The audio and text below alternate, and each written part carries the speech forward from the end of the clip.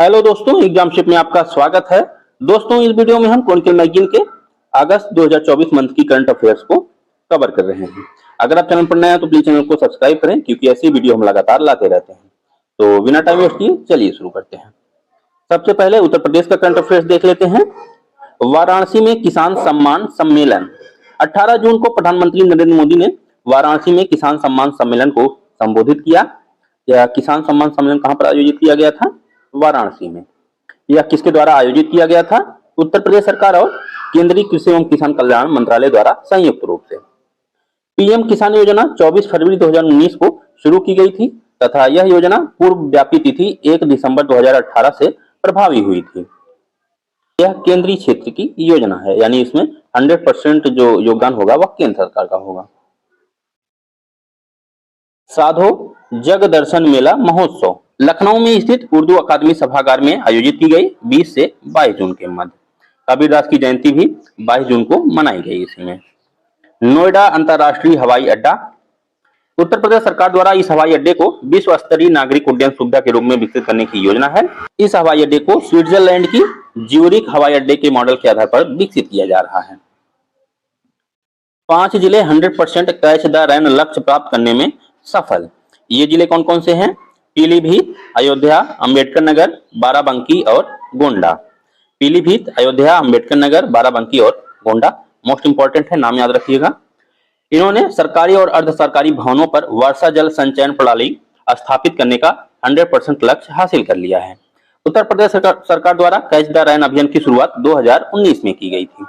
यह पहल पारंपरिक जल निकायों, छोटी नदियों के पुनरुद्धार, वाटरशेड विकास तथा वनीकरण जैसी गतिविधियों के माध्यम से जल संरक्षण पर जोर देता है। आईआईटी बीएचयू का faculty induction program. IIT BHU ने मालवीय मिशन के अंतर्गत एक ऑनलाइन फैकल्टी इंडक्शन यानी एफआईपी का आयोजन किया। और ये मालवीय मिशन क्या है? यह शिक्षक प्रशिक्षण कार्यक्रम है। इसका शुभारंभ कब किया गया था? 2023 में। 19 जून को लखनऊ में स्थित मध्य कमान युद्ध स्मारक, इसे स्मृतिका भी कहा जाता है, इसको जनता के लिए खोल दिया गया। कालका बिंदादीन महाराज की ड्योढ़ी लखनऊ में 2 दिवसीय अनंत कला महोत्सव का आयोजन। अनंत कला महोत्सव। गिद्धों की एशियाई किंग प्रजाति के लिए विश्व का पहला संरक्षण और प्रजनन केंद्र महाराजगंज जिले में खोला जाएगा, जिसका नाम क्या रखा गया है? जटायु संरक्षण एवं प्रजनन केंद्र। मुरादाबाद की अंशिका ने सब जूनियर बालिका 40 किलोग्राम वर्ग में परिणीता को हराकर 15वीं यूपी आर्म रेसलिंग चैंपियनशिप में स्वर्ण पदक जीता। दक्षिण कोरिया और अयोध्या के बीच सौहार्दपूर्ण संबंधों को मजबूत करने के लिए अयोध्या में सरयू नदी के तट पर स्थित क्वीन हो मेमोरियल पार्क जल्द ही पर्यटकों के लिए खोला जाएगा। उत्तर प्रदेश सरकार ने 2025 से 2029 तक प्रत्येक वर्ष नोएडा में प्रमुख बाइक रेसिंग इवेंट मोटो जीपी आयोजित करने के लिए स्पेन के डोर्ना स्पोर्ट्स और भारतीय भागीदार फेयर स्ट्रीट स्पोर्ट के साथ सहयोग की घोषणा की है। सुहेलवा वन्यजीव अभयारण्य में बाघों की आबादी के प्रमाण मिलने के बाद अब उत्तर प्रदेश में जल्द ही एक नया बाघ अभयारण्य स्थापित किया जाएगा। केंद्रीय विद्युत प्राधिकरण के अनुसार वित्त वर्ष 2024 में राज्य ट्रांसमिशन उपयोगिताओं द्वारा ट्रांसमिशन लाइन के विस्तार के मामले में उत्तर प्रदेश अग्रणी राज्य के रूप में उभरा है। अन्य राज्यों के करंट अफेयर्स को देख लेते हैं। पटना उच्च न्यायालय ने राज्य में 65% आरक्षण को रद्द किया। पटना उच्च न्यायालय ने सरकारी नौकरियों और शैक्षणिक संस्थानों में आरक्षण को 50% से बढ़ाकर 65% करने संबंधी बिहार सरकार की अधिसूचना को रद्द कर दिया है। नालंदा विश्वविद्यालय के नए परिसर का उद्घाटन। प्रधानमंत्री ने बिहार के राजगढ़ में नालंदा के प्राचीन खंडहर स्थल के निकट नालंदा विश्वविद्यालय के नए परिसर का उद्घाटन किया। नालंदा की स्थापना 5वीं शताब्दी में कुमार गुप्त द्वारा किया गया था। गुप्त वंश के शासक कुमार गुप्त द्वारा इसकी स्थापना की गई थी। 1193 में कुतुबुद्दीन ऐबक के सेनापति बख्तियार खिलजी द्वारा इसको नष्ट कर दिया गया था। ये बख्तियार खिलजी किसका सेनापति था? कुतुबुद्दीन ऐबक का। बाल हितैषी ग्राम पंचायत की शुरुआत। यूनिसेफ ने बिहार सरकार के सहयोग से राज्य के अररिया और पूर्णिया जिलों की कुल 10 ग्राम पंचायत में बाल हितैषी ग्राम पंचायत की शुरुआत की। बिहार के 2 पक्षी अभयारण्य रामसर सूची में शामिल। ये दोनों पक्षी अभयारण्य कौन कौन से हैं? नागी पक्षी अभयारण्य और नकटी पक्षी अभयारण्य। नागी पक्षी अभयारण्य को वाइल्ड लाइफ इंटरनेशनल द्वारा महत्वपूर्ण पक्षी क्षेत्र के रूप में भी नामित किया गया है। रामसर कन्वेंशन जो है यूनेस्को के तत्वाधान में 2 फरवरी 1971 को ईरान के रामसर में हस्ताक्षरित एक अंतर्राष्ट्रीय पर्यावरण संधि है। भारत में वर्तमान में कुल 82 आर्द्र भूमियां हैं और सबसे अधिक आर्द्र भूमियों की सूची के मामले में भारत चीन के साथ संयुक्त रूप से तीसरे स्थान पर है। पीएम श्री पर्यटन हवाई सेवा का शुभारंभ मध्य प्रदेश के मुख्यमंत्री डॉक्टर मोहन यादव द्वारा। राजस्थान में महाराणा प्रताप पर्यटन सर्किट। गुजरात में सर्वाधिक स्थापित पवन ऊर्जा क्षमता। नवीन एवं नवीकरणीय ऊर्जा मंत्रालय के तत्वाधान में नई दिल्ली में पवन ऊर्जा powering the future of India नामक शीर्षक से आयोजित कार्यक्रम में गुजरात को सर्वाधिक पवन ऊर्जा स्थापित क्षमता के लिए प्रथम रैंक का पुरस्कार मिला। मई 2024 के अंत तक गुजरात 11,830 मेगावाट स्थापित पवन ऊर्जा क्षमता के साथ पहले स्थान पर, दूसरे स्थान पर तमिलनाडु, तीसरे स्थान पर कर्नाटक है। यानी पवन ऊर्जा के मामले में गुजरात पहले स्थान पर, फिर तमिलनाडु, फिर तीसरे स्थान पर कर्नाटक। विश्व के सबसे ऊंचे आर्क रेल पुल पर ट्रायल रन। भारतीय रेलवे ने जम्मू कश्मीर में चेनाब नदी पर विश्व के सबसे ऊंची आर्क रेल पुल पर ट्रायल रन शुरू किया। चेनाब नदी के तट से 369 मीटर की ऊंचाई पर बना यह रेलवे ब्रिज है। जम्मू कश्मीर एवं न्यूजीलैंड के मध्य कृषि साझेदारी। बस इतना याद रखिए किसके किसके मध्य साझेदारी हुई है, जम्मू कश्मीर और न्यूजीलैंड के मध्य। ओडिशा के नए मुख्यमंत्री। मोहन चरण मांझी को राज्यपाल रघुबर दास ने ओडिशा के नए मुख्यमंत्री के रूप में शपथ दिलाई। ओडिशा विधानसभा चुनाव 4 चरणों में संपन्न हुआ था। भारतीय जनता पार्टी को 78 सीट और बीजू जनता दल को 51 सीटों पर जीत हासिल हुई। ओडिशा में विधानसभा सीटों की संख्या कितनी है? 147 और लोकसभा सीटों की संख्या 21, राज्यसभा सीटों की संख्या है 10। ये सब क्रॉनिकल में नहीं दिया हुआ है, लेकिन जो यूपीपीसीएस आयोग है इस तरह के क्वेश्चन बनाता है तो इसलिए इसको ऐड कर दिया गया है। नेक्स्ट देखते हैं। पेमा खांडू लगातार तीसरी बार अरुणाचल प्रदेश के मुख्यमंत्री। विधानसभा की 60 सीटों में बीजेपी ने 46 सीटें, एनसीपी ने 3 और people party of Arunachal Pradesh ने 2 सीटें जीती। चौना मीन को लगातार दूसरी बार उप मुख्यमंत्री बनाया गया है। चौना मीन। और मुख्यमंत्री कौन है? पेमा खांडू। उप मुख्यमंत्री हैं चौना मीन। अरुणाचल प्रदेश में लोकसभा सीटों की संख्या है 2 और राज्यसभा सीटों की संख्या है 1 और विधानसभा की 60। मुख्यमंत्री निजुत मोइना योजना का शुभारंभ। मुख्यमंत्री निजुत मोइना योजना असम के मुख्यमंत्री हेमंत बिस्वा शर्मा द्वारा। इसके अंतर्गत 11 से स्नातकोत्तर तक की सभी छात्राओं को मासिक वजीफा प्रदान किया जाएगा। असम में जनता भवन सौर परियोजना असम के मुख्यमंत्री द्वारा। सिक्किम के नए मुख्यमंत्री। सिक्किम के नए मुख्यमंत्री प्रेम सिंह तमांग को राज्यपाल लक्ष्मण आचार्य ने सिक्किम के मुख्यमंत्री के रूप में शपथ दिलाई। प्रेम सिंह तमांग को। सिक्किम क्रांतिकारी मोर्चा ने 32 विधानसभा सीटों में से 31 सीट और एकमात्र लोकसभा सीट थी उसको भी इसने जीत हासिल की। सिक्किम के नए मुख्यमंत्री प्रेम सिंह तमांग को राज्यपाल लक्ष्मण आचार्य ने सिक्किम के मुख्यमंत्री के रूप में शपथ दिलाई। किसे? प्रेम सिंह तमांग को। सिक्किम क्रांतिकारी मोर्चा ने 32 विधानसभा सीटों में से 31 सीट और एकमात्र लोकसभा सीट थी उसको भी इसने जीत लिया। सिक्किम को 35वें संविधान संशोधन अधिनियम 1974 द्वारा भारत का सहयोगी राज्य बनाया गया था तथा 36वें संविधान संशोधन 1975 में 35वें संविधान संशोधन को निरस्त कर दिया गया और सिक्किम को 22वां राज्य बना दिया गया। चंद्रबाबू नायडू चौथी बार आंध्र प्रदेश के मुख्यमंत्री। राज्यपाल एस अब्दुल नजीर ने चंद्रबाबू नायडू को शपथ दिलाई। टीडीपी ने 135, जनसेना ने 21 और बीजेपी ने 8 सीटें और जो वाईएसआर कांग्रेस थी 11 सीटें जीती। आंध्र प्रदेश में विधानसभा सीटों की संख्या कुल कितनी है? 175, लोकसभा सीटों की संख्या 25 और राज्यसभा की 11। केरल ने की पाठ्यक्रमों में एआई लर्निंग की शुरुआत। केरल ने कक्षा 7 की सूचना एवं संचार प्रौद्योगिकी पाठ्य पुस्तकों में एआई लर्निंग की शुरुआत की। मुख्यमंत्री मन्नुयिर काप्पोम योजना। तमिलनाडु के मुख्यमंत्री एमके स्टालिन ने किसानों को हरी खाद के बीज वितरित करके मिट्टी की उर्वरता को बनाए रखने के लिए इस कार्यक्रम की शुरुआत की। मुख्यमंत्री मन्नुयिर काप्पोम योजना किसके द्वारा शुरू की गई है? तमिलनाडु के मुख्यमंत्री एमके स्टालिन द्वारा। तेलंगाना का 10वां स्थापना दिवस 2 जून 2014 को आंध्र प्रदेश से अलग होकर तेलंगाना का गठन किया गया था। पंजाब पुलिस ने बीएसएफ और ग्राम रक्षा समितियों के सहयोग से फाजिल्का जिले में एक सप्ताह का नशा विरोधी अभियान मिशन निश्चय चलाया। राष्ट्रीय करंट अफेयर्स देख लेते हैं। डाकघर अधिनियम 2023, यह अधिनियम भारतीय डाकघर अधिनियम 1898 को प्रतिस्थापित करता है। सार्वजनिक परीक्षा अधिनियम 2024, केंद्रीय कार्मिक लोक शिकायत एवं पेंशन मंत्रालय ने सार्वजनिक परीक्षा अनुचित साधनों की रोकथाम अधिनियम 2024 के तहत नियमों को अधिसूचित किया। यह अधिनियम 21 जून 2024 से लागू हुआ।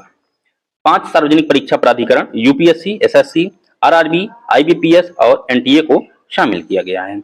चीटिंग पर अंकुश लगाने के लिए न्यूनतम 3 से 5 वर्ष की कैद की सजा का प्रस्ताव। ऑर्गेनाइज्ड क्राइम ऑफ चीटिंग, इसमें शामिल लोगों को 5 से 10 वर्ष की कैद और न्यूनतम 1 करोड़ रुपए का जुर्माना। नरेंद्र मोदी लगातार तीसरी बार बने भारत के प्रधानमंत्री। 18वीं लोकसभा चुनाव 7 चरणों में आयोजित किया गया था, 19 अप्रैल से लेकर 1 जून तक। इसी 18वीं लोकसभा चुनाव के साथ आंध्र प्रदेश, अरुणाचल प्रदेश, उड़ीसा और सिक्किम की विधानसभाओं के लिए चुनाव संपन्न हुए। इसी के साथ यानी 4 राज्यों के विधानसभा चुनाव भी संपन्न किए गए। 9 जून को प्रधानमंत्री मोदी ने तीसरी बार प्रधानमंत्री के रूप में शपथ ली। इस डेट को 9 जून को 2014 में 15वें प्रधानमंत्री के रूप में अपने कार्यकाल की इन्होंने शुरुआत की थी। जवाहरलाल नेहरू के पश्चात लगातार तीसरे कार्यकाल हेतु शपथ लेने वाले भारत के दूसरे प्रधानमंत्री बने। शपथ ग्रहण समारोह में श्रीलंका के राष्ट्रपति रानिल विक्रमसिंघे, मालदीव के राष्ट्रपति मोहम्मद मुइज्जू, सेशेल के उपराष्ट्रपति अहमद अफीम और बांग्लादेश की प्रधानमंत्री शेख हसीना, मॉरिशस के प्रधानमंत्री प्रविंद कुमार जगन्नाथ, नेपाल के प्रधानमंत्री पुष्प कमल दहल प्रचंड और भूटान के प्रधानमंत्री शेरिंग तोबगे शामिल हुए। 18वीं लोकसभा चुनाव में 74 महिला सांसद यानी लोकसभा सदन के निर्वाचित संख्या का 13.63%, 74 और प्रतिशत में 13.63% चुनी गई, जो 2019 की तुलना में 4 सीटें कम है। 1952 के भारत के पहले चुनाव की तुलना में 52 सीटें अधिक, यानी 74 में से अगर 52 हटा दिए जाए तो टोटल बचते हैं 22। यानी पहली लोकसभा चुनाव यानी 1952 में 22 महिलाएं निर्वाचित हुई थी। बीजेपी 240 सीट प्राप्त की, भारतीय राष्ट्रीय कांग्रेस ने 99, समाजवादी पार्टी ने 37, अखिल भारतीय तृणमूल कांग्रेस ने 29। हो सकता है सीटों को मिलान करने के लिए दे दिया जाए, तो इसलिए जो प्रमुख पार्टियां हैं उनकी सीटों को देख लीजिएगा। शिमला में Chadwick house navigating audit heritage संग्रहालय, भारत के controller and auditor general Girish Chandra Murmu द्वारा इसका उद्घाटन। 18वीं लोकसभा के प्रोटेम स्पीकर, 18वीं लोकसभा के प्रोटेम स्पीकर किसे नियुक्त किया गया? भर्तृहरि मेहताब को, भर्तृहरि मेहताब। प्रोटेम स्पीकर का प्राथमिक कार्य नवनिर्वाचित सदस्यों को शपथ दिलाना और अध्यक्ष के चुनाव तक निचले सदन की अध्यक्षता करना है। प्रोटेम स्पीकर की नियुक्ति राष्ट्रपति द्वारा की जाती है। संविधान में स्पष्ट रूप से प्रोटेम स्पीकर शब्द का प्रयोग नहीं किया गया है। सदन के नए अध्यक्ष के चुने जाने के बाद प्रोटेम स्पीकर का पद समाप्त हो जाता है। भारत IORA यानी Indian Ocean Rim Association cruise पर्यटन सम्मेलन, नई दिल्ली में 2 दिवसीय भारत IORA पर्यटन सम्मेलन आयोजित, कहां पर? नई दिल्ली में। IORA 1997 में स्थापित एक अंतर सरकारी संगठन है, जिसमें 23 सदस्य देश हैं और इसका सचिवालय मॉरिशस में है। बधावन में एक प्रमुख पत्तन के निर्माण को मंजूरी, केंद्रीय मंत्रिमंडल ने महाराष्ट्र के बधावन में एक मेजर पोर्ट को मंजूरी दी। एवियन इन्फ्लुएंजा प्रकोप और प्रतिक्रिया सिमुलेशन अभ्यास, विश्व बैंक के साझेदारी में पशुपालन, मत्स्य पालन एवं डेयरी मंत्रालय ने मध्य प्रदेश के भोपाल में एवियन इन्फ्लुएंजा प्रकोप एवं प्रतिक्रिया सिमुलेशन अभ्यास का आयोजन किया। एवियन इन्फ्लुएंजा को बर्ड फ्लू के रूप में जाना जाता है। 1996 में अत्यधिक रोगजनक एवियन इन्फ्लुएंजा यानी H5N1 वायरस की पहचान पहली बार दक्षिणी चीन में घरेलू जल पक्षियों में की गई थी। संगम डिजिटल ट्विन पहल, IIT दिल्ली द्वारा दूरसंचार विभाग की संगम डिजिटल ट्विन पहल का पहला नेटवर्किंग कार्यक्रम सफलतापूर्वक आयोजित किया। संसद भवन परिसर में नवनिर्मित प्रेरणा स्थल, भारत के उपराष्ट्रपति जगदीप धनखड़ ने संसद परिसर में नवनियुक्त प्रेरणा स्थल का उद्घाटन किया। इस स्थल पर भारत के प्रमुख नेताओं और स्वतंत्रता सेनानियों की प्रतिमाएं रखी गई हैं। स्पर्श सेवा केंद्र के विस्तार के लिए समझौता, रक्षा मंत्रालय के रक्षा लेखा विभाग ने bank of India, Canara bank, central bank of India और उत्कर्ष लघु वित्त बैंक के साथ समझौता ज्ञापन पर हस्ताक्षर किए। स्पर्श यानी पेंशन प्रशासन प्रणाली प्रत्यक्ष पेंशन प्रसंस्करण के लिए एक वेब आधारित प्रणाली है। राष्ट्रीय ई पुस्तकालय के संस्थागत ढांचे के निर्माण हेतु समझौता। शिक्षा मंत्रालय के स्कूल शिक्षा विभाग ने नेशनल बुक ट्रस्ट के साथ नई दिल्ली में समझौता ज्ञापन पर हस्ताक्षर किए। किसके लिए? राष्ट्रीय ई पुस्तकालय के संस्थागत ढांचे के निर्माण हेतु। एक पेड़ मां के नाम अभियान प्रधानमंत्री नरेंद्र मोदी द्वारा विश्व पर्यावरण दिवस यानी 5 जून को इस अवसर पर इस अभियान की शुरुआत की। संयुक्त राष्ट्र महासभा ने 1972 में 5 जून को विश्व पर्यावरण दिवस घोषित करने के लिए एक प्रस्ताव पारित किया था। पहला विश्व पर्यावरण दिवस 5 जून 1973 को दुनिया भर में मनाया गया था। कला एवं संस्कृति। कोझिकोड को भारत का पहला यूनेस्को साहित्य का शहर। 23 जून को केरल के कोझिकोड को आधिकारिक तौर पर भारत का पहला यूनेस्को साहित्य का शहर घोषित किया गया। अक्टूबर 2023 में कोझिकोड को यूनेस्को क्रिएटिव सिटीज नेटवर्क की साहित्य श्रेणी में जगह मिली थी। यूनेस्को क्रिएटिव सिटीज नेटवर्क की स्थापना 2004 में की गई थी। श्रीनगर विश्व शिल्प शहर वर्ल्ड क्राफ्ट सिटी घोषित। श्रीनगर शहर विश्व शिल्प परिषद द्वारा शिल्प शहर के रूप में मान्यता प्राप्त करने वाला चौथा भारतीय शहर बन गया है। और इससे पहले कौन कौन से शहर थे? जयपुर, मल्लपुरम और मैसूर, और चौथा कौन सा बन गया है? श्रीनगर विश्व शिल्प शहर के रूप में। राष्ट्रपति भवन में पहली बार राज्य पर्व का आयोजन। राष्ट्रपति ने राष्ट्रपति भवन में पहली बार आयोजित राज्य पर्व समारोह में भाग लिया। राज्य पर्व उड़ीसा का 3 दिवसीय अनूठा त्योहार है। ऐसा माना जाता है कि इस दौरान धरती माता रजस्वला होती हैं। अंबुबाची मेला गुवाहाटी में स्थित कामाख्या मंदिर में आयोजित अंबुबाची मेला। कामाख्या 51 शक्तिपीठों में से एक है। यह गुवाहाटी में नीलांचल पहाड़ियों में स्थित है। नीलांचल पहाड़ियों पर। आर्थिकी देख लेते हैं। Revised framework on currency swap agreement for SAARC countries. 27 जून को आरबीआई ने भारत सरकार की सहमति से 2024 से 2027 की अवधि के लिए सार्क देशों के लिए मुद्रा विनिमय व्यवस्था पर एक संशोधित रूपरेखा लागू करने का निर्णय लिया। इस फ्रेमवर्क के तहत आरबीआई उन सार्क केंद्रीय बैंकों के साथ द्विपक्षीय स्वैप समझौते करेगा जो स्वैप सुविधा का लाभ उठाना चाहते हैं। भारतीय रुपए में स्वैप समर्थन के लिए विभिन्न रियायतों के साथ एक अलग INR यानी इंडियन रुपीज स्वैप विंडो शुरू की गई है। जनवरी मार्च 2024 चालू खाता अधिशेष। आरबीआई ने बताया कि भारत में वित्त वर्ष 2023-24 की जनवरी मार्च 2024 तिमाही के दौरान $5.7 बिलियन या जीडीपी के 0.6% पर चालू खाता अधिशेष दर्ज किया गया। आर्थिक outlook Asia Pacific Q3 2024 S&P global ratings द्वारा जारी। चालू वित्त वर्ष 2024-25 के लिए भारत के जीडीपी वृद्धि दर के अनुमान को 6.8% पर बरकरार रखा है तथा खुदरा मुद्रास्फीति 4.5% का अनुमान।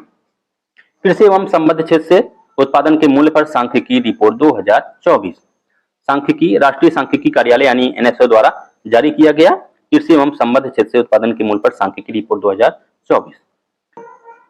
भारत कृषि योग्य भूमि में विश्व में दूसरे स्थान पर है और अनाज उत्पादन में तीसरे स्थान पर। दूध का सबसे बड़ा उत्पादक, अंडा का दूसरा और मांस का 5वां सबसे बड़ा उत्पादक है। 2022-23 में अनाज के उत्पादन का उच्चतम मूल्य उत्तर प्रदेश में, जबकि फलों एवं सब्जियों के उत्पादन का उच्चतम मूल्य पश्चिम बंगाल में।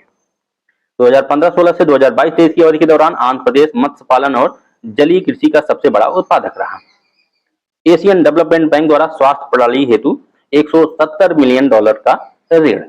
भारत की स्वास्थ्य प्रणाली को उन्नत करने के लिए और भविष्य की महामारियों से निकलने की क्षमता में सुधार के लिए $170 मिलियन का ऋण। इसके द्वारा ADB द्वारा।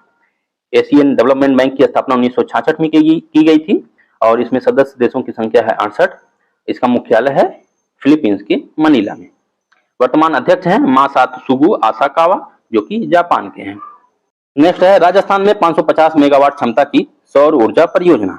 अंतरराष्ट्रीय वित्त निगम ने यानी IFC ने राजस्थान के बीकानेर में ब्रुकफील्ड एसेट मैनेजमेंट द्वारा विकसित की जा रही 550 मेगावाट क्षमता की सौर परियोजनाओं के लिए आंशिक वित्त पोषण के लिए $105 मिलियन देने की घोषणा की है।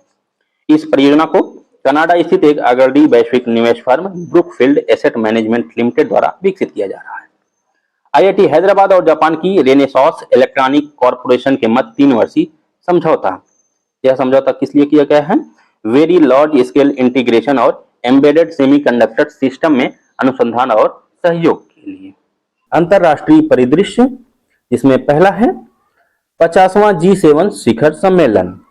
50वें G7 शिखर सम्मेलन का आयोजन इटली के फसानो शहर में 13 से 15 जून के मध्य किया गया। इटली के फसानो शहर में, जिसमें भारत के प्रधानमंत्री नरेंद्र मोदी ने भाग लिया। खाद्य सुरक्षा और पोषण के लिए संरचनात्मक बाधाओं को दूर करने हेतु G7 अपुलिया खाद्य प्रणाली का शुभारंभ किया गया। उन्नत AI सिस्टम विकसित करने वाले संगठनों के लिए अंतर्राष्ट्रीय आचार संहिता के कार्यान्वयन का समर्थन करने के लिए एक ब्रांड विकसित करने की घोषणा। G7 सदस्य देश कौन कौन से हैं? Italy, Canada, France, Germany, Japan, UK और USA। टोटल 7 देश हैं। G7 की स्थापना 1975 में तेल संकट के प्रतिक्रिया स्वरूप की गई थी। नेक्स्ट है श्रीलंका में समुद्री बचाव समन्वय केंद्र का उद्घाटन। विदेश मंत्री एस जयशंकर एवं श्रीलंका के राष्ट्रपति रानिल विक्रमसिंघे ने कोलंबो में समुद्री बचाव समन्वय केंद्र यानी MRCC का उद्घाटन किया। कहां पर? कोलंबो में। MRCC का निर्माण भारत इलेक्ट्रॉनिक लिमिटेड द्वारा किया गया है। बांग्लादेशी प्रधानमंत्री शेख हसीना की 2 दिवसीय भारत यात्रा। प्रधानमंत्री मोदी और बांग्लादेश की प्रधानमंत्री शेख हसीना के मध्य नई दिल्ली में स्थित हैदराबाद हाउस में द्विपक्षीय बैठक संपन्न, जिसमें 10 समझौतों पर हस्ताक्षर किए गए, जिनमें प्रमुख है ब्लू इकोनॉमी, संयुक्त लघु उपग्रह परियोजना, रेलवे संपर्क, समुद्र विज्ञान और सैनिक शिक्षा आदि। भारत ने तीस्ता नदी जल बंटवारे पर चर्चा के लिए एक तकनीकी टीम भेजने पर सहमति और रंगपुर में एक सहायक उच्चायोग खोलने की घोषणा की। भारत फ्रांस ऑस्ट्रेलिया त्रिपक्षीय फोकल प्वाइंट बैठक। भारत फ्रांस ऑस्ट्रेलिया कब हुआ ये बैठक? 19 जून को। 3 स्तंभों समुद्री सुरक्षा एवं रक्षा, समुद्री एवं पर्यावरण सहयोग तथा बहुपक्षीय सहभागिता के अंतर्गत हुई प्रगति की समीक्षा की गई। सिरिल रमफोसा दक्षिण अफ्रीका गणराज्य के राष्ट्रपति। सिरिल रमफोसा दक्षिण अफ्रीका के राष्ट्रपति के रूप में दूसरे कार्यकाल की इन्होंने शपथ ली। नेक्स्ट है थाईलैंड में समलैंगिक विवाह को मान्यता।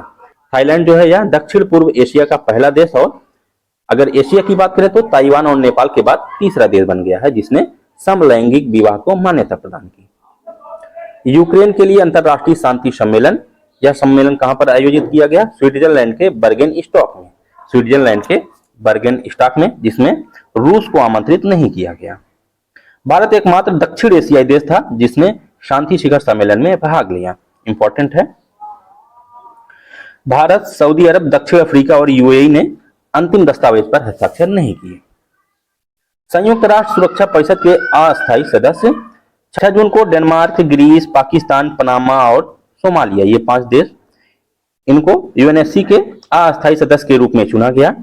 इनका जो 2 वर्षीय कार्यकाल 1 जनवरी 2025 से प्रारंभ होगा। UNSC में 5 अस्थायी और 10 अस्थायी सदस्य का प्रावधान है, जिसमें 5 अस्थायी सदस्य हैं वो कौन कौन से हैं आप लोग कमेंट करके बताएं। नेक्स्ट है biopharmaceuticals alliance. Biopharmaceuticals alliance biopharmaceutical क्षेत्र में एक लचीली आपूर्ति श्रृंखला बनाने के लिए यह अलायंस किया गया है, जिसमें कौन कौन से देश हैं? भारत, दक्षिण कोरिया, जापान, अमेरिका और यूरोपीय संघ। भारत, दक्षिण कोरिया, जापान, अमेरिका और यूरोपीय संघ। इस गठबंधन की घोषणा सैन डिएगो, कैलिफोर्निया में आयोजित बायो इंटरनेशनल कन्वेंशन 2024 के दौरान की गई। एक क्वेश्चन और बन सकता है कि बायो इंटरनेशनल कन्वेंशन 2024 कहां पर आयोजित किया गया? कैलिफोर्निया के सैन डिएगो में।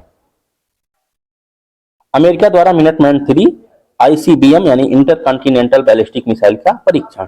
जो ICBM होता है परमाणु हथियार ले जाने में सक्षम एक ऐसी मिसाइल है जिनकी मारक क्षमता 5500 किलोमीटर से अधिक होती है। क्लाउडिया शिनबॉम मैक्सिको की पहली महिला राष्ट्रपति चुनी गई। मोस्ट इंपॉर्टेंट है, इस पद पर आसीन होने वाली पहली यहूदी नेता है क्लाउडिया शिनबॉम। अदानी पोर्ट्स द्वारा दार एस सलाम पोर्ट टर्मिनल 2 के संचालन के लिए 30 वर्षीय रियायत समझौता। किस पोर्ट के लिए? दार एस सलाम पोर्ट टर्मिनल 2। यह पोर्ट तंजानिया में स्थित है और तंजानिया की राजधानी है डोडोमा सिटी। दक्षिण कोरिया की पहली अंतरिक्ष एजेंसी। दक्षिण कोरिया ने कोरिया स्पेस एडमिनिस्ट्रेशन यानी कासा लॉन्च किया। इसने 2032 के लिए पहले चंद्र लैंडर की योजना बनाई है। भारत ने कोलंबो प्रक्रिया की अध्यक्षता ग्रहण की। भारत ने 28 जून 2024 को जिनेवा में अस्थायी प्रतिनिधि स्तर की बैठक में कोलंबो प्रक्रिया के अध्यक्ष के रूप में पहली बैठक की अध्यक्षता की। 29 मई 2024 को भारत ने 2003 में कोलंबो प्रक्रिया स्थापना के बाद पहली बार 2024 से 2026 के लिए इस समूह की अध्यक्षता ग्रहण की है। कोलंबो प्रक्रिया एशिया के 12 सदस्य देशों का एक क्षेत्रीय परामर्श मंच है। कितने देशों का? 12 सदस्य देशों का। कोलंबो प्रक्रिया एक क्षेत्रीय परामर्श प्रक्रिया है और यह एशिया में मूल देश के लिए विदेशी रोजगार और संविदात्मक श्रम के प्रबंधन पर परामर्श के लिए एक महत्वपूर्ण मंच प्रदान करता है। नेक्स्ट देखते हैं हम लोग विज्ञान एवं प्रौद्योगिकी। पुनः प्रयोज्य प्रक्षेपण यान पुष्पक। इसरो द्वारा पुनः प्रयोज्य प्रक्षेपण यान यानी RLV पुष्पक का लैंडिंग परीक्षण कर्नाटक के चित्रदुर्ग में स्थित एरोनॉटिक्स टेस्ट रेंज में सफलतापूर्वक पूरा किया। किसने? इसरो ने। यह RLV का तीसरा और अंतिम लैंडिंग परीक्षण था। चीन और फ्रांस का स्पेस वेरिएबल ऑब्जेक्ट मॉनिटर उपग्रह। स्पेस वेरिएबल ऑब्जेक्ट मॉनिटर उपग्रह चीन व फ्रांस द्वारा संयुक्त रूप से इसको विकसित किया गया है। चीन के सिचुआन प्रांत में स्थित सीचांग सैटेलाइट लॉन्च सेंटर से प्रक्षेपित किया गया। इसका प्राथमिक उद्देश्य है ब्रह्मांड में गामा किरण विस्फोटों की खोज करना। नेक्स्ट है देश का पहला स्वदेशी आत्मघाती ड्रोन नागास्त्र 1। भारतीय थल सेना ने नागास्त्र 1 लोइटर मुनिशन को अपने बेड़े में शामिल किया। नागास्त्र 1 एक मैन पोर्टेबल हथियारबंद ड्रोन प्रणाली है जिसे उच्च परिशुद्धता के साथ दुश्मन के खतरों को बेअसर करने के लिए डिजाइन किया गया है। इकोनॉमिक्स एक्सप्लोजिव लिमिटेड द्वारा यानी EEL द्वारा पूरी तरह से भारत में डिजाइन एवं विकसित। ड्रोन की रेंज कितनी है? 30 किलोमीटर और इसका वजन 40 किलोग्राम है और 60 मिनट तक यह हवा में रह सकता है तथा यह युद्ध सामग्री ले जाने में भी सक्षम है। अत्याधुनिक स्किन बैंक सुविधा। अत्याधुनिक स्किन बैंक सुविधा भारतीय थल सेना ने नई दिल्ली के army hospital research and referral में अत्याधुनिक स्किन बैंक फैसिलिटी खोलने की घोषणा की।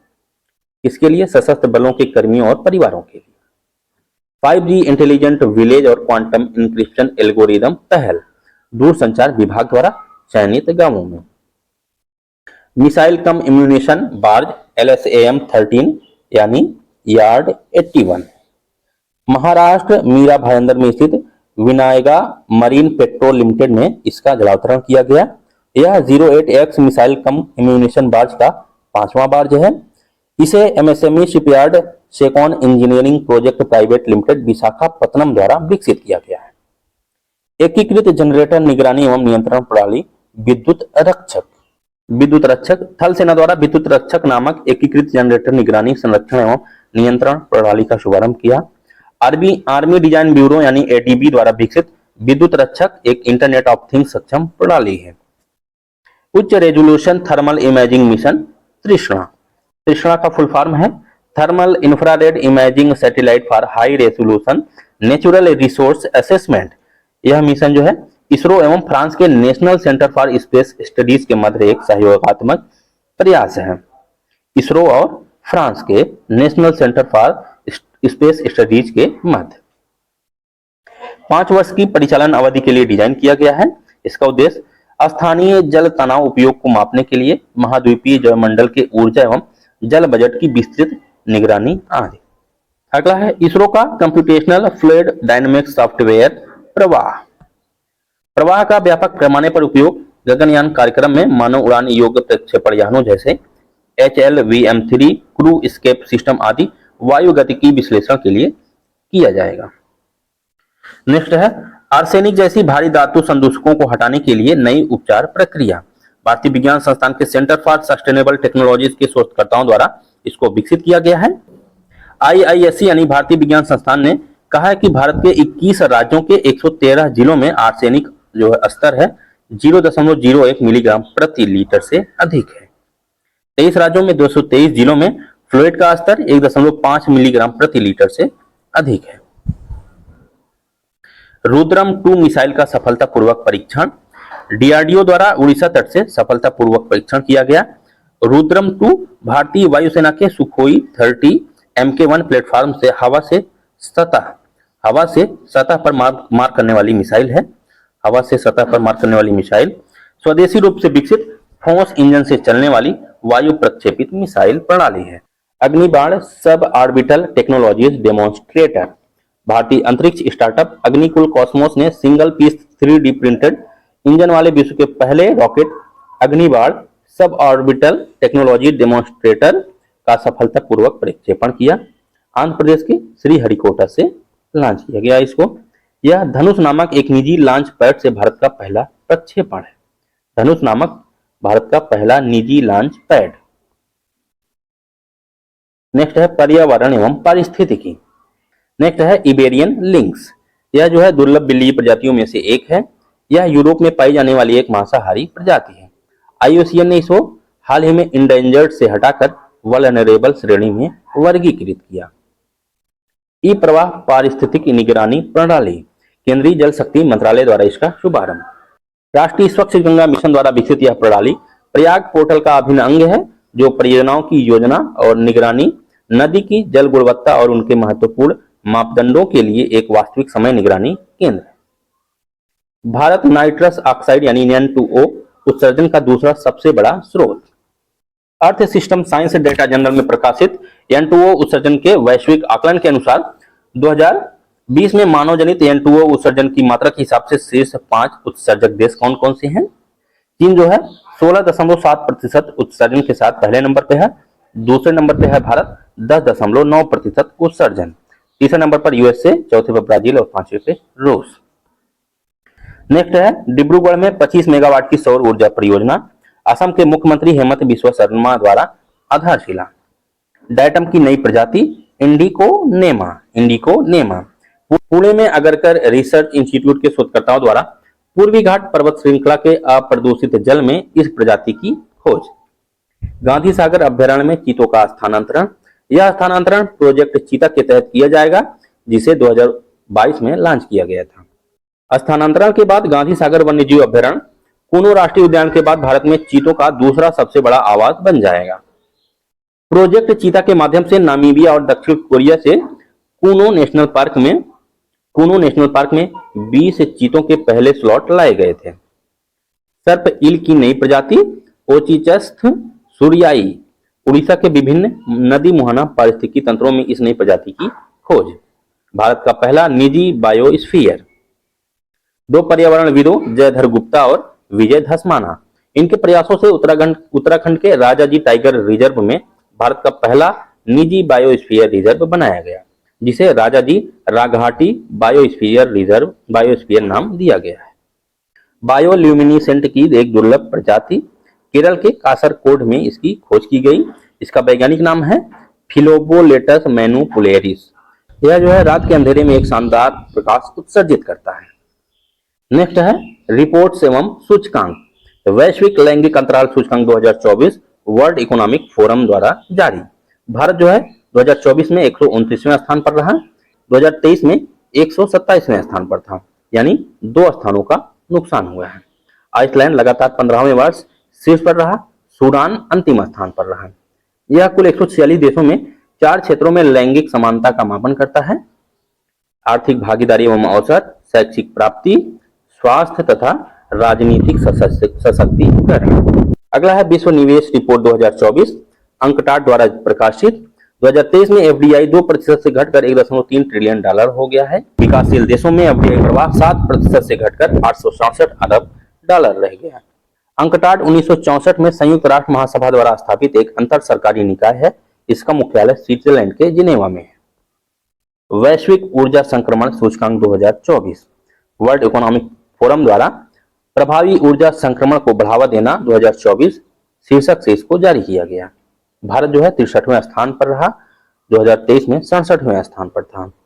स्वीडन पहले स्थान पर, डेनमार्क दूसरे और फिनलैंड तीसरे स्थान पर रहा। वर्ल्ड इकोनॉमिक फोरम का मुख्यालय जिनेवा में है और इसकी स्थापना 1971 में की गई थी।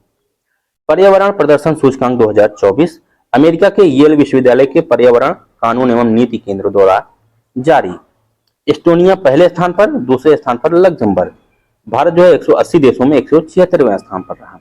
180वें स्थान पर वियतनाम और 179वें स्थान पर पाकिस्तान रहा। बाल पोषण रिपोर्ट 2024 यूनिसेफ ने बाल खाद्य गरीबी प्रारंभिक बचपन में पोषण अभाव इस शीर्षक से बाल पोषण रिपोर्ट 2024 जारी की।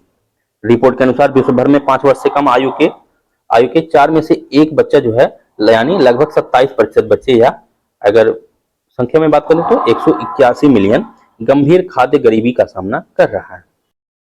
नेक्स्ट है यूनेस्को की महासागर स्थिति रिपोर्ट 2024।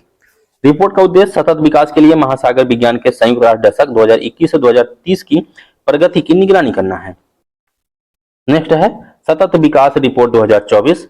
संयुक्त राष्ट्र सतत विकास समाधान नेटवर्क यानी एसडीएसएन द्वारा इसको जारी किया गया। सतत विकास रिपोर्ट 2024 रिपोर्ट में कहा गया है कि 2015 में स्वीकृत अधिकांश सतत विकास लक्ष्य में से कोई भी 2030 तक हासिल करने की राह पर नहीं है। नेक्स्ट है विश्व मत्स्य पालन एवं जलीय कृषि की स्थिति 2024, FAO यानी खाद्य एवं कृषि संगठन द्वारा जारी। रिपोर्ट के अनुसार 2022 में विश्व मत्स्य पालन और जलीय कृषि उत्पादन 223.2 मिलियन टन के साथ एक नए उच्च स्तर पर पहुंच गया है। मछली उत्पादन में चीन पहले, इंडोनेशिया दूसरे स्थान पर है, भारत तीसरे स्थान पर है। भारत ने वित्त वर्ष 2022-23 में 175.45 लाख टन रिकॉर्ड मछली उत्पादन हासिल किया, जो वैश्विक उत्पादन का 8% है। SIPRI yearbook 2024।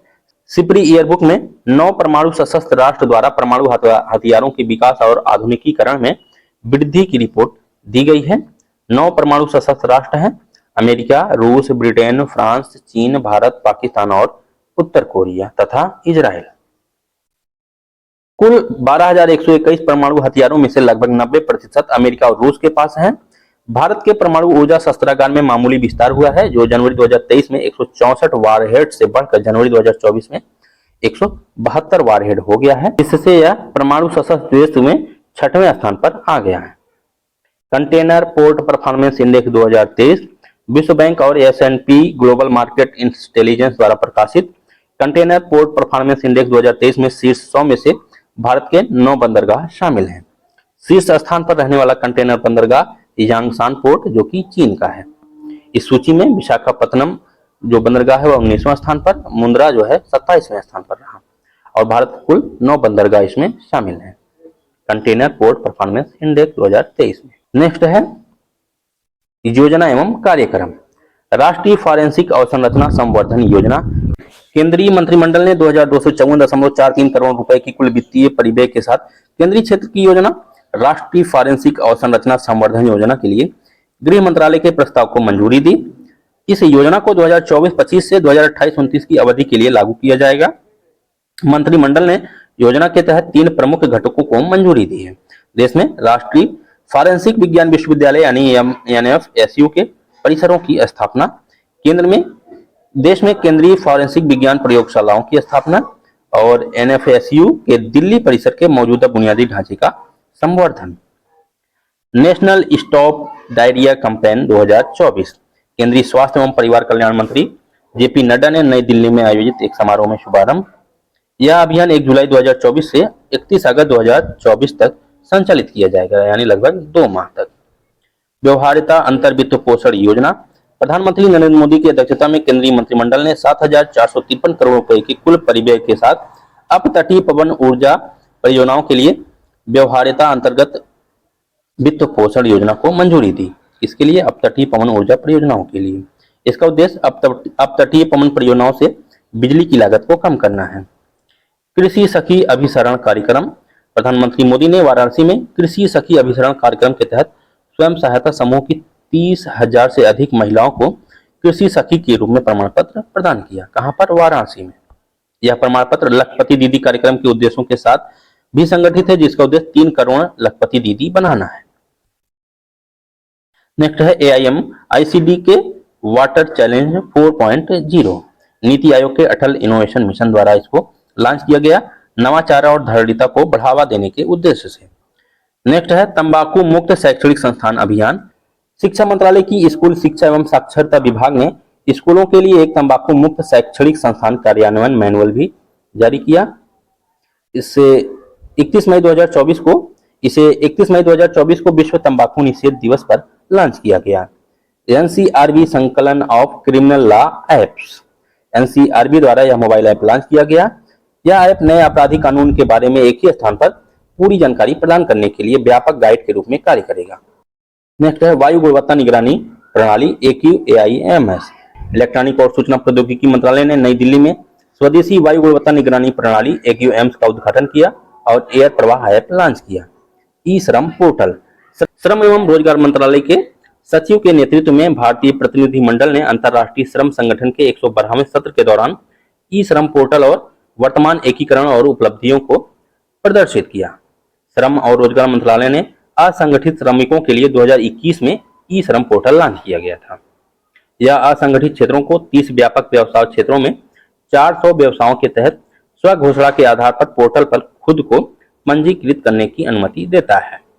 नेक्स्ट है बैंकिंग एवं बीमा। SBI का SME बिजनेस लोन उत्पाद MSME क्षेत्र की आवश्यकताओं को पूरा करने के लिए लॉन्च किया गया है। SME डिजिटल बिजनेस लोन उत्पाद SBI को 45 मिनट के अंदर MSME के लिए ऋण अनुरोधों को मंजूरी देने में सक्षम बनाएगा। भारत विश्व में तीसरा सबसे बड़ा घरेलू एयरलाइन बाजार विमान डेटा विश्लेषण फर्म OAG के डेटा के आधार पर भारत जो है विश्व में तीसरा सबसे बड़ा घरेलू एयरलाइन बाजार बन गया है। देशी घरेलू एयरलाइन क्षमता में अप्रैल 2014 में 7.9 मिलियन से दुगनी होकर अप्रैल 2024 में 15.5 मिलियन हो गई है। SBI द्वारा सरकार को लाभांश हस्तांतरण। SBI ने वित्तीय वर्ष 2023-24 के लिए सरकार को 6,959 करोड़ रुपए का लाभांश हस्तांतरित किया। नेक्स्ट है विदेश मंत्रालय एवं भारतीय स्टेट बैंक के मध्य समझौता। प्रवासी भारतीय श्रमिकों, भारतीय एजेंटों आदि को SBI ई-पे भुगतान गेटवे के माध्यम से SBI की अतिरिक्त डिजिटल भुगतान सेवाएं प्रदान करने हेतु सेबी द्वारा क्लियरिंग कारपोरेशन हेतु समिति गठित। RBI की पूर्व डिप्टी गवर्नर उषा थोराट की अध्यक्षता में तदर्थ समिति गठित की।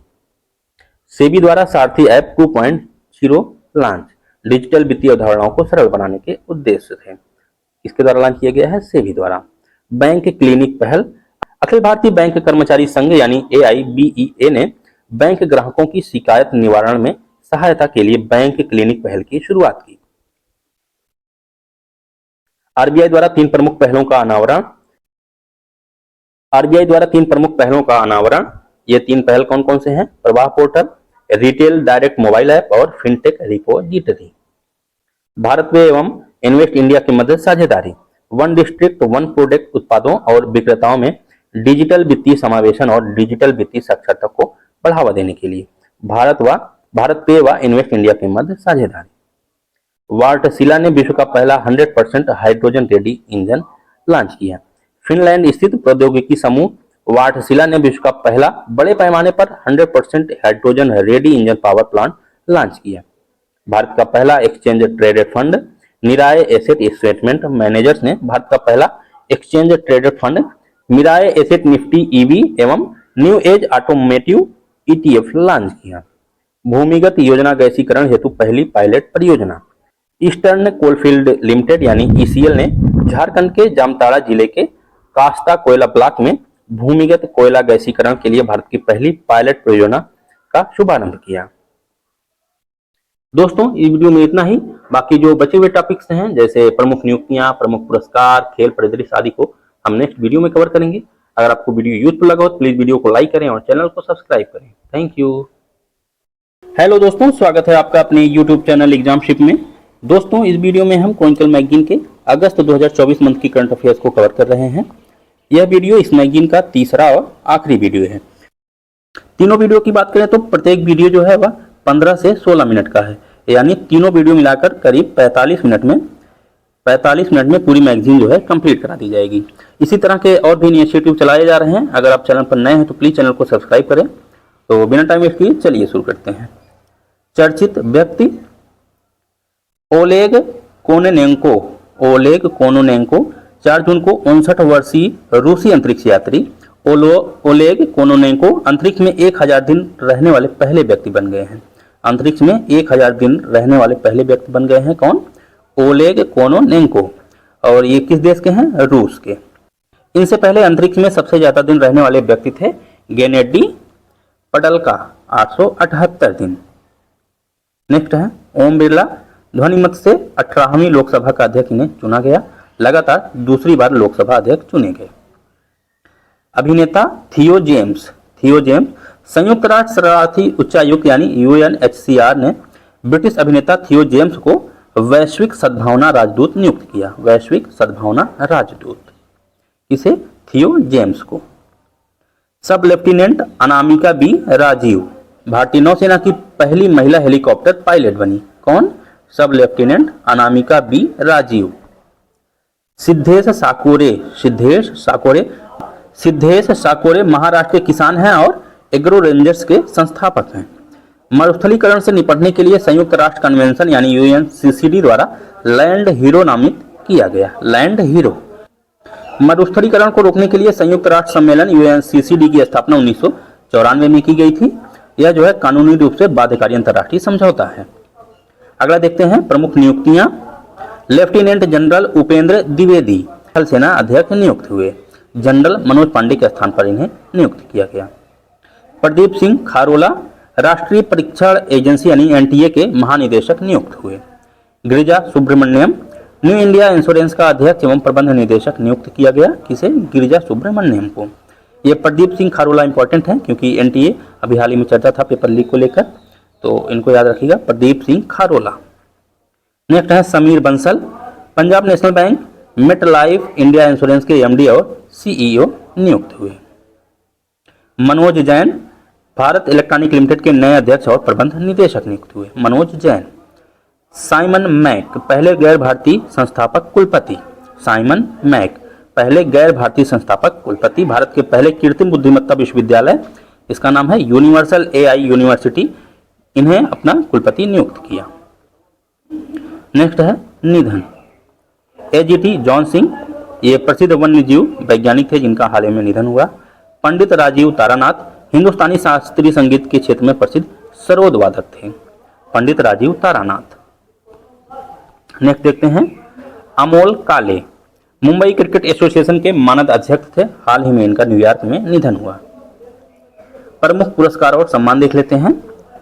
2024 के लिए साहित्य अकादमी एवं बाल साहित्य पुरस्कार, साहित्य अकादमी युवा पुरस्कार और बाल साहित्य पुरस्कार 2 श्रेणियों में दिया गया। साहित्य अकादमी युवा पुरस्कार 23 लेखकों को, अंग्रेजी भाषा में के वैशाली को उनके संस्मरण, बेघर भारत में समलैंगिक और डिसलेक्सिक का विकास। हिंदी में गौरव पांडे को उनकी कविता स्मृतियों के बीच घिरी पृथ्वी, स्मृतियों के बीच घिरी पृथ्वी के लिए गौरव पांडे को साहित्य अकादमी युवा पुरस्कार प्रदान किया गया। उर्दू भाषा में जावेद अंबर मिसबाही को उनकी लघु कहानी संग्रह स्टेपनी के लिए। बाल साहित्य पुरस्कार की बात करें तो 24 लेखकों को प्रदान किया गया। अंग्रेजी में नंदनी सेन गुप्ता को, हिंदी में देवेंद्र कुमार को, संस्कृत में हर्षदेव माधव को और उर्दू में शमसुल इस्लाम फारूकी को। 18वां मुंबई अंतर्राष्ट्रीय फिल्म महोत्सव 2024 मुंबई में आयोजित 18वें MIFF की उद्घाटन film Billy and Molly an otter love story Nishita Jain द्वारा निर्देशित भारतीय वृत्तचित्र द गोल्डन थ्रेड ने अंतर्राष्ट्रीय श्रेणी में सर्वश्रेष्ठ वृत्तचित्र के साथ गोल्डन कोंच पुरस्कार जीता।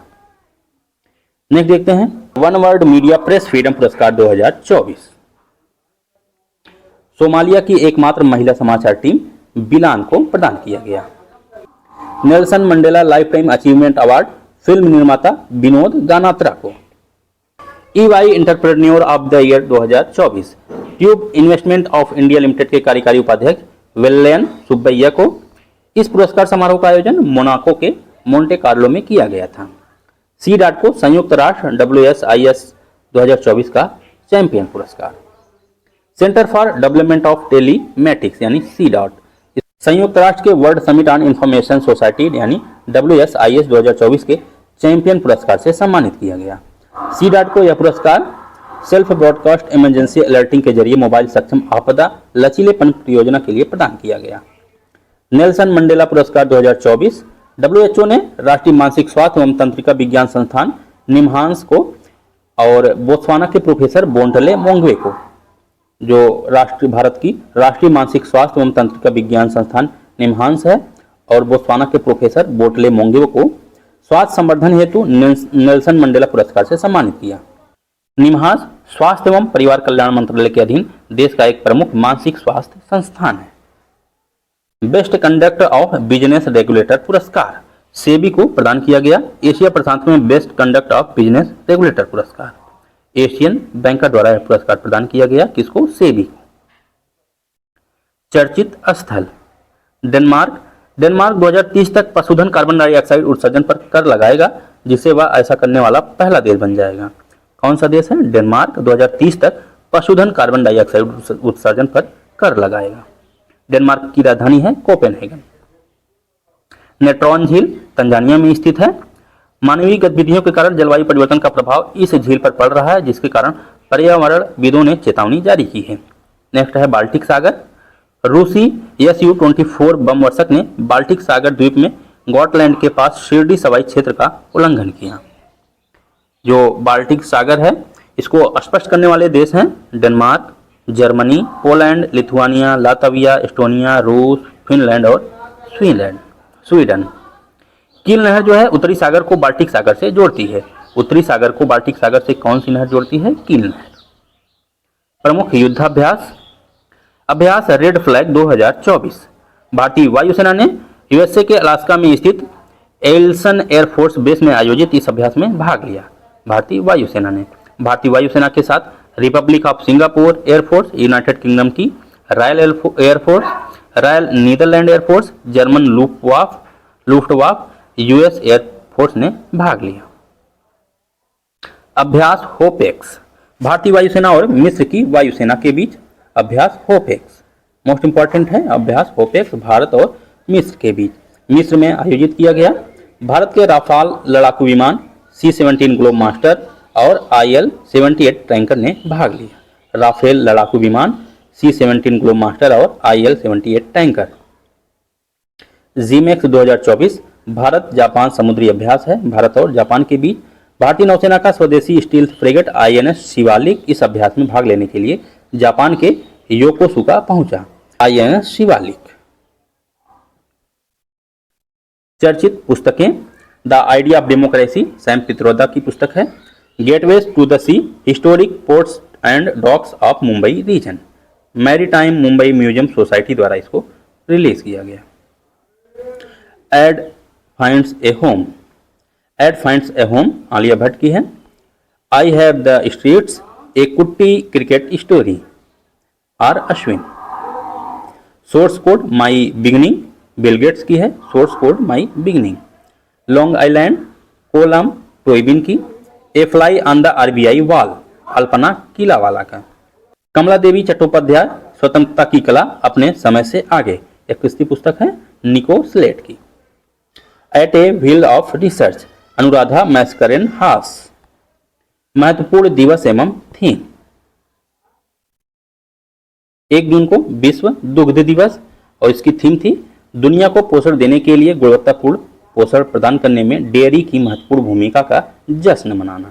5 जून को विश्व पर्यावरण दिवस मनाया जाता है, सबको पता है, लेकिन इसकी थीम याद रख लीजिएगा। 2024 की थीम है भूमि पुनर्स्थापन, मरुस्थलीकरण और सूखे से बचाव।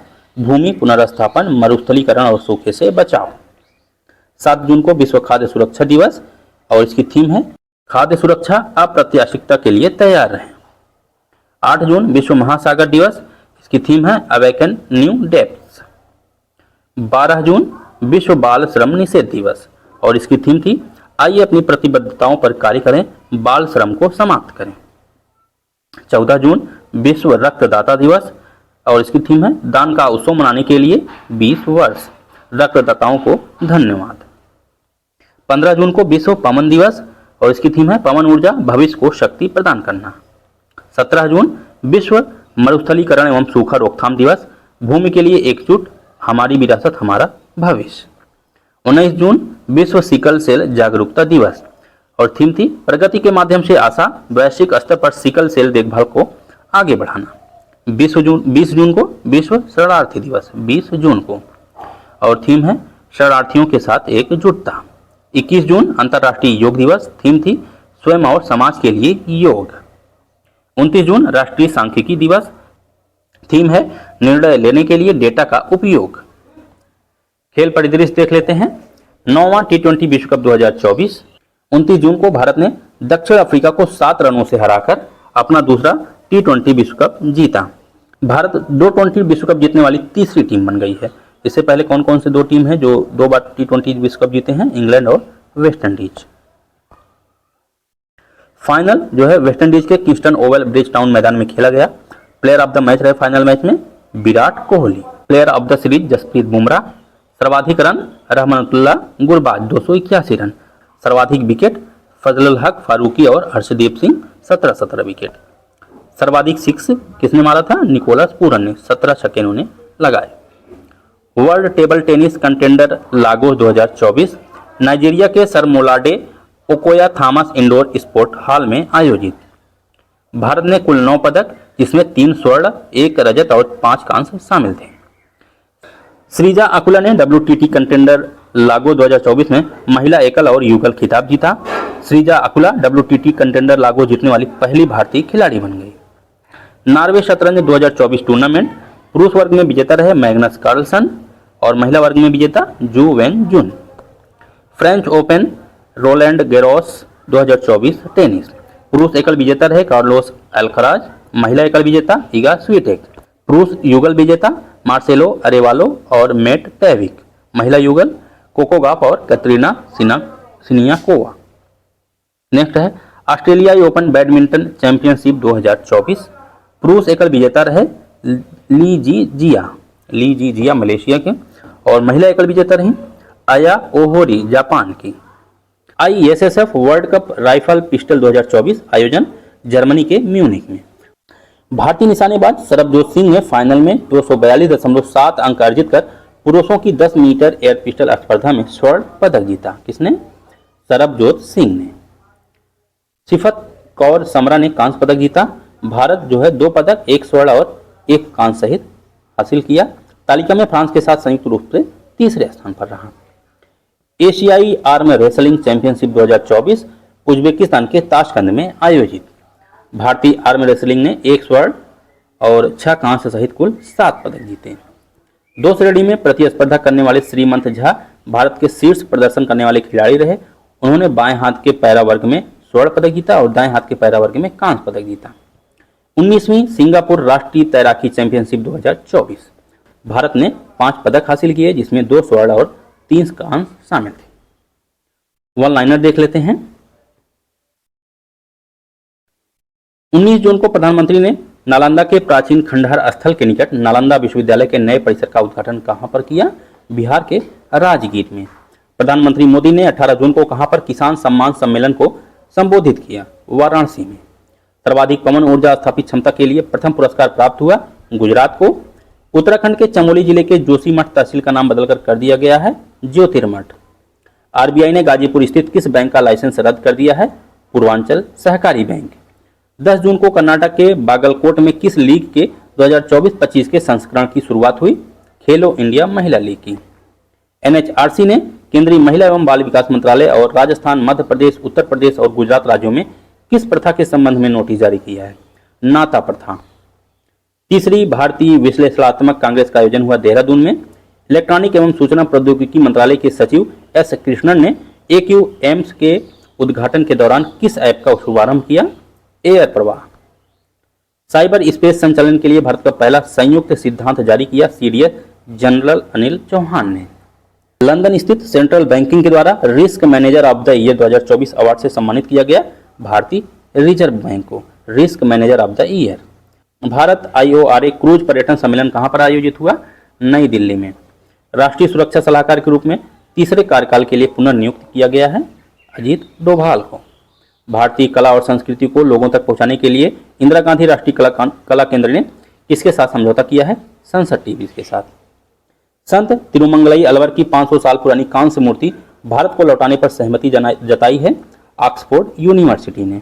संत तिरुमंगलई अलवर की। भारतीय वाणिज्य एवं उद्योग महासंघ ने महानिदेशक नियुक्त करने की घोषणा की है ज्योति विज को। इनोवेशन फॉर ट्रांसपोर्टेशन शुरू किया RBI ने। फिक्की ने cold chain and logistics summit navigation the future of cold chain logistics सम्मेलन का आयोजन कहां पर किया? नई दिल्ली में। आयुर्वेदिक विज्ञान अनुसंधान परिषद ने किस पहल को लॉन्च किया? प्रगति 2024। आयुर्वेदिक विज्ञान अनुसंधान परिषद ने लॉन्च किया प्रगति 2024। अंतर्राष्ट्रीय इस्पात सम्मेलन कहां पर आयोजित हुआ? रांची में। केंद्रीय मंत्रिमंडल ने विपणन सत्र 2024-25 के लिए कितने खरीफ फसलों हेतु MSP में वृद्धि को मंजूरी दी है?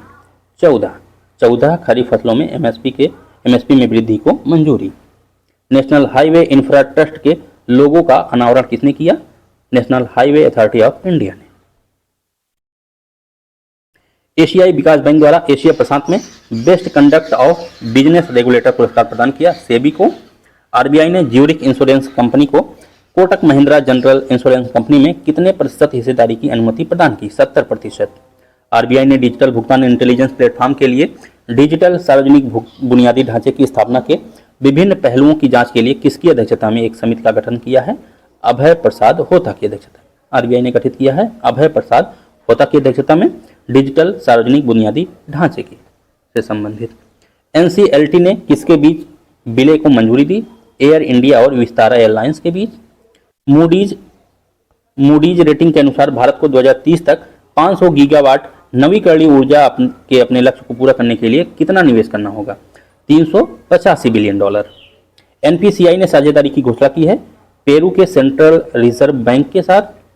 गेल इंडिया लिमिटेड ने अपने 10 मेगावाट के हरित हाइड्रोजन संयंत्र का शुभारंभ कहां पर किया? बीजापुर, मध्य प्रदेश। भारत को 2023-24 में सबसे अधिक एफडीआई प्राप्त हुआ सिंगापुर से। 19 जून को मनाए गए विश्व एनीमिया दिवस की थीम थी प्रगति के माध्यम से आशा, विश्व स्तर पर सिकल सेल देखभाल को आगे बढ़ाना। नीरज चोपड़ा ने कहां पर आयोजित विश्व एथलीट कॉन्टिनेंटल टूर इवेंट में पुरुषों की भाला फेंक स्पर्धा में स्वर्ण पदक जीता? फिनलैंड के तुर्कू में। अदानी समूह ने भूटान के चूखा प्रांत में 570 मेगावाट के हरित जल विद्युत संयंत्र की स्थापना के लिए किसके साथ समझौता किया है? ड्रक ग्रीन कॉर्पोरेशन लिमिटेड के साथ। 13 से 15 जून के मध्य किस देश में G7 शिखर सम्मेलन आयोजित किया गया? इटली में। G7 शिखर सम्मेलन कहां पर आयोजित हुआ? इटली में। अडानी समूह की रक्षा और एरोस्पेस इकाई ने ड्रोन, मिसाइल और साइबर प्रौद्योगिकी पर सहयोग के लिए समझौते पर हस्ताक्षर किए हैं यूएई के एज ग्रुप से। रूस और किस देश ने अपने सैनिकों को सामरिक परमाणु हथियारों का प्रशिक्षण देने के उद्देश्य से दूसरे चरण का अभ्यास शुरू किया? बेलारूस ने। रूस और बेलारूस। भारतीय त्रिपक्षीय प्रतिमंडल ने कहां पर आयोजित अंतर्राष्ट्रीय श्रम सम्मेलन के 112वें सत्र में भाग लिया? स्विट्जरलैंड के जिनेवा में। रूस के किस शहर में ब्रिक्स के विदेश मामलों अंतर्राष्ट्रीय संबंधों के मंत्रियों की बैठक आयोजित हुई? निजनी नोगोरोड में। रूस के निजनी में। इतना याद रखिए, रूस के निजनी में। किस देश के उपराष्ट्रपति तथा 9 अन्य लोगों की एक विमान दुर्घटना में मृत्यु हो गई? मलावी के। अंतर्राष्ट्रीय अभिलेखागार दिवस मनाया जाता है 9 जून को। नेक्स्ट देखते हैं, भारतीय मूल की अमेरिकी अंतरिक्ष यात्री एक नए अंतरिक्ष यान की प्रारंभिक चालक दल परीक्षण उड़ान में यान को चलाने वाली पहली महिला बन गई हैं सुनीता विलियम्स। ये जो है अभी भी अंतरिक्ष में फंसी हुई हैं। भारत और कतर के मध्य निवेश पर संयुक्त कार्यबल की प्रथम बैठक आयोजित की गई नई दिल्ली में। भारत, दक्षिण कोरिया, जापान, अमेरिका और यूरोपीय संघ ने किस क्षेत्र में लचीली आपूर्ति श्रृंखला बनाने के लिए एक गठबंधन की शुरुआत की है? बायोफार्मास्यूटिकल क्षेत्र में। भारत और अमेरिका के मध्य 2024 के लिए पहले command and control compatibility board यानी CCCB की बैठक आयोजित कहां पर की गई? नई दिल्ली के मानेकशॉ सेंटर में। किस देश ने 700 मीटर लंबे पैदल यात्री पुल का अनावरण किया? हंगरी ने। भारतीय आयात निर्यात बैंक ने कहां पर पूर्वी अफ्रीका प्रतिनिधि कार्यालय का उद्घाटन किया? नैरोबी में। पूर्वी अफ्रीका प्रतिनिधि कार्यालय का उद्घाटन नैरोबी में किया भारतीय आयात निर्यात बैंक ने।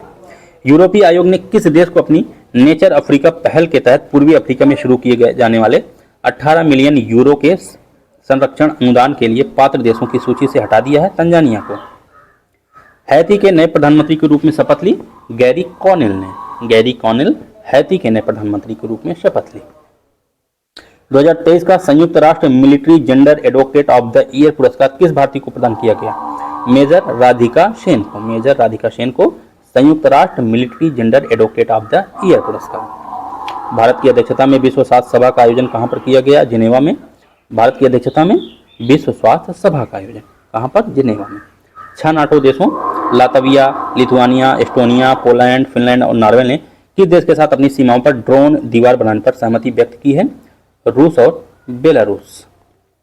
ब्रिटेन के national Indian students and alumni union द्वारा मानव फेलोशिप से सम्मानित किया गया सोनू निगम को। अहमदाबाद स्थित भौतिक अनुसंधान प्रयोगशाला के वैज्ञानिकों ने किस ग्रह पर नए क्रेटर की खोज की है? मंगल ग्रह पर। नए क्रेटर की खोज मंगल ग्रह पर की है। आइसलैंड के राष्ट्रपति चुने गए हेला टॉमस डॉटिर। कृष्णा मिशन के लिए इसरो द्वारा किस एजेंसी के साथ सहयोग किया जा रहा है? National centre for space, France.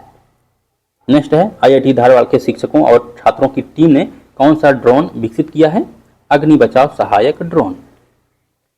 किसने सभी खाद्य व्यवसाय संचालकों को फ्रूट जूस के लेबल और विज्ञापनों से 100% फलों के रस के किसी भी दावे को तत्काल प्रभाव से हटाने का निर्देश जारी किया है? FSSAI ने। वैज्ञानिकों ने सऊदी अरब में लाल सागर के तट पर स्थित शेबराह द्वीप पर किसकी खोज की? जीवित स्ट्रेमेटोलाइट्स की।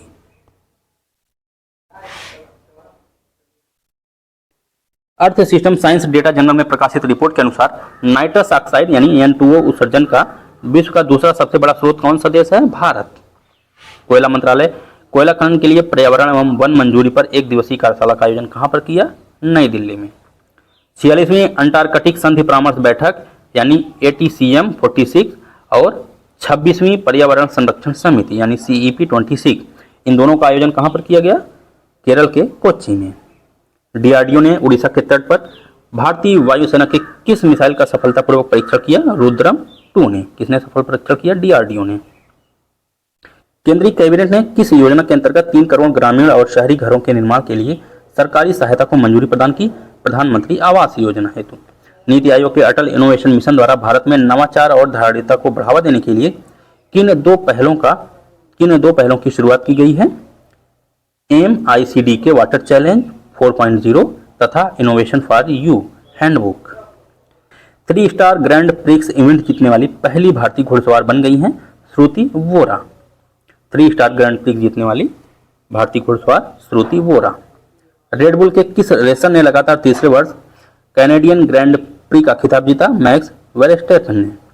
भारत किस वर्ष पहली बार जूनियर हॉकी विश्व कप की मेजबानी करेगा? 2025 में। जूनियर हॉकी विश्व कप की मेजबानी करेगा भारत 2025 में। संयुक्त राज्य अमेरिका के लुइसविले में आयोजित अल्टीमेट फाइटिंग चैंपियनशिप किसने जीता? भारत की पूजा तोमर ने। ऑल इंडिया टेनिस एसोसिएशन ने किसे कोचिंग में लाइफ टाइम अचीवमेंट के लिए प्रतिष्ठित दिलीप बोस पुरस्कार से सम्मानित किया? टेनिस कोच नर सिंह को। जर्मनी में आयोजित Heilbronn Neckar cup 2024 ATP challenger tennis tournament में पुरुष एकल खिताब किसने जीता? सुमित नागल ने। भारत की तन्वी शर्मा ने किस देश में आयोजित बॉन इंटरनेशनल बैडमिंटन टूर्नामेंट का महिला एकल खिताब जीता? जर्मनी में आयोजित। किसने जीता? तन्वी शर्मा ने। तो दोस्तों ये था क्रॉनिकल मैगजीन की अगस्त मैगजीन। अगर आपको वीडियो यूजफुल लगा हो तो प्लीज़ वीडियो को लाइक करें और चैनल को सब्सक्राइब करें। Thank you.